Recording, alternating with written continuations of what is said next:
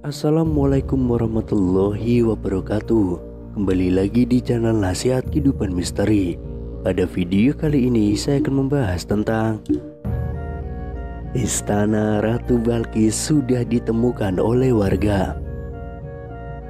Negeri Saba yang hilang di zaman Nabi Sulaiman dan digambarkan sebagai bagian dari surga yang ada di bumi ternyata berada di Indonesia.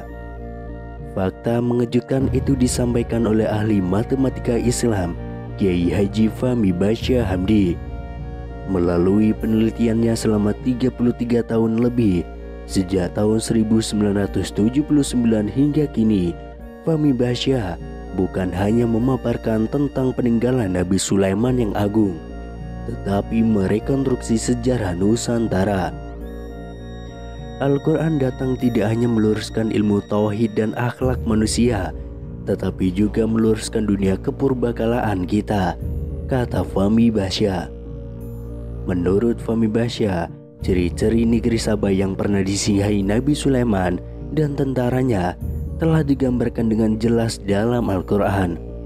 Melalui kisah Nabi Sulaiman dan Ratu Balqis, kisah itu berawal saat Nabi Sulaiman pergi ke Yaman. Saat berada di Yaman, Nabi Sulaiman meminta kepada burung hudhud untuk mencari sumber air. Setelah lama disuruh dan tidak kembali, bahkan setelah dipanggil, burung hudhud akhirnya kembali. Aku telah terbang untuk mengintip dan berjumpa sesuatu yang sangat penting untuk diketahui oleh Tuhan.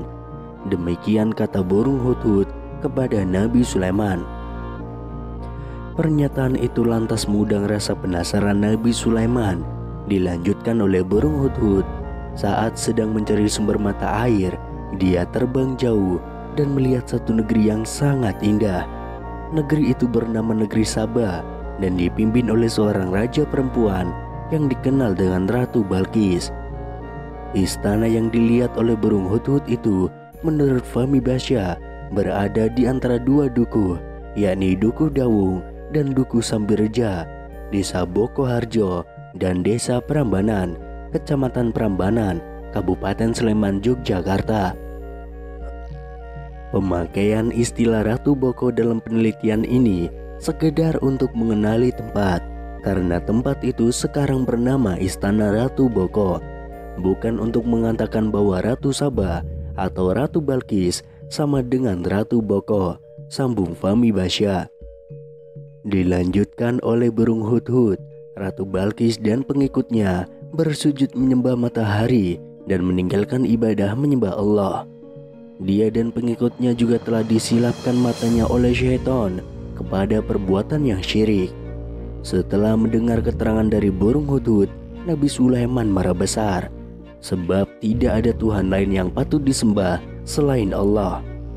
Kemudian dia menulis surat yang isinya meminta Ratu Balqis untuk kembali ke jalan Allah. Surat itu diberikan oleh burung hudhud dan diterima oleh Ratu Balqis.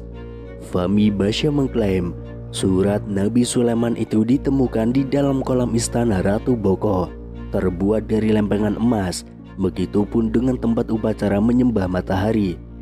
Mendapat surat dari Nabi Sulaiman, Ratu Balqis tidak langsung bertaubat. Dia malah meminta kepada pengawalnya untuk mengirimkan harta yang berlimpah ke istana Nabi Sulaiman.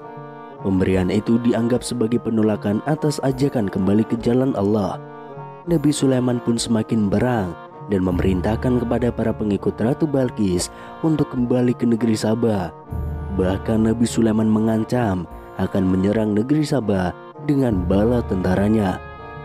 Kami akan mendatangi mereka dengan angkatan tentara yang mereka tidak berdaya menentangnya, dan kami akan mengeluarkan mereka dari negeri Saba dengan keadaan hina, menjadi orang-orang tawanan, kata Nabi Sulaiman. Para pengikut Ratu Balqis pun kembali ke negeri Saba dan menceritakan pengalamannya selama berada di istana Nabi Sulaiman. Mendengar cerita dari para pengikutnya, Ratu Balqis berniat untuk mendatangi langsung Nabi Sulaiman. Niat Ratu Balqis untuk menemui Nabi Sulaiman ternyata sudah diketahui oleh Nabi Sulaiman. Dia lalu memerintahkan kepada para pengawalnya yang terdiri dari manusia, hewan, dan jin untuk membuat upacara penyambutan kedatangan Ratu Balqis. Hai pembesar-pembesar, siapakah di antara kamu sekalian yang sanggup membawa singgasananya Ratu Balkis kepadaku sebelum mereka datang kepadaku sebagai orang yang berserah diri, kata Nabi Sulaiman. Di antara para pengikutnya dari bangsa jin menjawab, sanggup. Aku akan datangkan kepadamu sebelum kamu berdiri dari tempat dudukmu. Sesungguhnya aku benar-benar kuat untuk membawanya, lagi dapat dipercaya, jawab jin Ifrit. Pengikut Nabi Sulaiman lainnya dari kalangan manusia berpikir menimpali, aku akan membawa singgasana itu kepadamu sebelum matamu berkedip, terang pengikut Nabi Sulaiman dari kalangan manusia. Sebelum mata Nabi Sulaiman berkedip, singgasana Ratu Balkis yang berada di negeri Sabah telah dipindahkan ke hadapan Nabi Sulaiman. Puji syukur atas nikmat Allah pun dipanjatkan oleh Nabi Sulaiman saat melihat pemandangan itu. Akhirnya datanglah Ratu Balkis menghadap Nabi Sulaiman. Kepada Ratu Balkis, Nabi Sulaiman memperlihatkan apa yang ada di hadapannya sebagai istana yang sangat mirip dengan yang ada di negeri Sabah. Melihat itu Ratu Balkis terkejut. Kemudian Nabi Sulaiman mempersilahkan kepada Ratu Balkis untuk masuk ke dalam istananya. Saat akan masuk, dia melihat air yang sangat besar berada di lantai istana Nabi Sulaiman. Dengan sigap, Ratu Balkis menyikap kainnya hingga betisnya terlihat. Ternyata air yang dilihat oleh Ratu Balkis pada lantai istana Nabi Sulaiman adalah kaca. Sesungguhnya ia adalah istana licin yang terbuat daripada kaca, kata Nabi Sulaiman, menjelaskan kepada Ratu Balkis yang keheranan. Ya Tuhanku, sesungguhnya aku telah zalim terhadap diriku, dan aku berserah diri bersama Sulaiman kepada Allah, Tuhan semesta alam. Balas Ratu Balkis mengakui kebesaran Nabi Sulaiman. Ratu Balkis akhirnya ikut menyembah Allah dan meninggalkan upacara menyembah matahari di negeri Sabah. Akhirnya mereka pun menikah. Dari kisah tersebut, Fahmi Basya menemukan sedikitnya 40 fakta lapangan yang menyebutkan Indonesia sebagai negeri Sabah yang hilang. Di antara fakta lapangan tersebut adalah: pertama, surat yang dikirimkan oleh Nabi Sulaiman kepada Ratu Balkis di negeri Sabah. Surat itu ditemukan di kolam istana Ratu Boko, terbuat dari plat emas bertuliskan nama Tuhan yang paling tinggi. Kedua adalah istana Ratu Balkis yang dipindahkan Nabi Sulaiman ke istananya melalui kekuatan jin yang bekerja sama dengan manusia dan hewan. Istana itu diyakini berada di kawasan Sleman, Jawa Tengah. Ketiga adalah istana Ratu Boko yang telah rusak. Menurut Fahmi Basya, kerusakan itu bukan diperbuat oleh tangan-tangan manusia, tetapi oleh tangan-tangan jin dan gaib. Hal itu terlihat dari bekas kerusakan pada batu di istana itu.